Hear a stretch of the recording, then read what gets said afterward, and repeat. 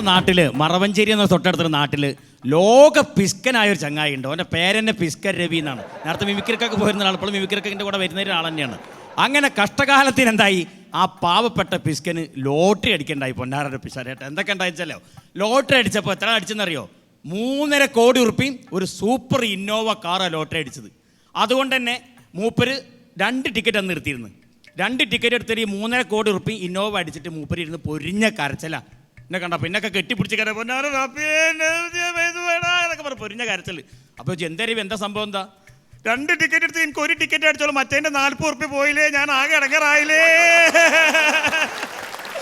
അങ്ങനെ നല്ല അടിപൊളി സൂപ്പർ കൊട്ടാരം പോലത്തെ ഒരു വീട് വെച്ചു.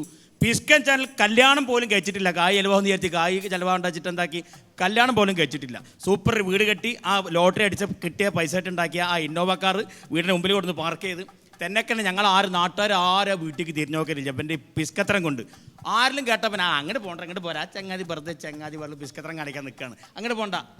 അങ്ങനെ ഒരു ദിവസം കണ്ടിരിക്കണ്, പെട്ടെന്ന് ആ വീട്ടിൽ നിന്ന് ഭയങ്കര കരച്ചിൽ കേൾക്കുന്നു. അയ്യോ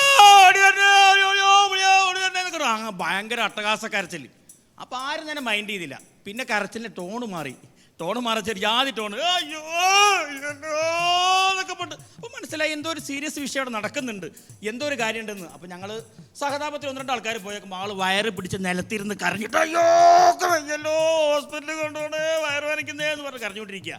അപ്പോൾ ആൾ തൊട്ടടുത്ത് ഒരാൾ പറഞ്ഞു, ഒരു കാര്യം നിങ്ങളെ ഇന്നോടെ കാർ ചാവി എന്നാ, വണ്ടിയുടെ ചാവി എന്നേ. വേണ്ട, വണ്ടി എടുക്കണ്ട, പെട്രോളിൽ പോകുക, വണ്ടിയിൽ കൊണ്ടുപോകല്ലേ, എന്നെ വണ്ടിയിൽ കൊണ്ടുപോകല്ലേ, പെട്രോൾ കായില്ലല്ലോ, പെട്രോൾ വില കൂടിയ അവസരത്തിൽ വണ്ടി എടുക്കല്ലേ എന്ന് പറയുമ്പോൾ ഇപ്പം അതും കരച്ചില്. എന്താ വേണ്ട, ഓട്ടോ കൈയടിച്ച ഓട്ടോയെ വലിച്ചു കെട്ടിക്കൊണ്ട് നേരെ ഹോസ്പിറ്റലിൽ കൊണ്ടുപോയപ്പോൾ ഡോക്ടർ പറഞ്ഞു, പെട്ടെന്ന് ഇങ്ങനെ പരിശോധിച്ച് പറഞ്ഞു, ഓ അപ്പൻഡിക്സിൻ്റെ വയറുവേന ഒരു രക്ഷയില്ല, ഓപ്പറേഷൻ ഇമ്മീഡിയറ്റ് ചെയ്തില്ലെങ്കിൽ നിങ്ങൾ മരിച്ചു പോകും. ഓപ്പറേഷൻ അല്ലാണ്ട് വേറെന്തെങ്കിലും വഴിയുണ്ടോ, എനിക്ക് കുറെ പൈസ ചിലവാകൂലേ, ഓപ്പറേഷൻ അല്ലാണ്ട് വേറെന്തെങ്കിലും വഴിയുണ്ടോ? ഡോക്ടർ 25,000 ഉറുപ്പിക ചിലവാകും നിങ്ങൾക്ക്, നിങ്ങൾ 2 മിനിറ്റ് നിങ്ങൾ മരിക്കാൻ പോകും, നിങ്ങൾ എന്ത് പറഞ്ഞെന്താ?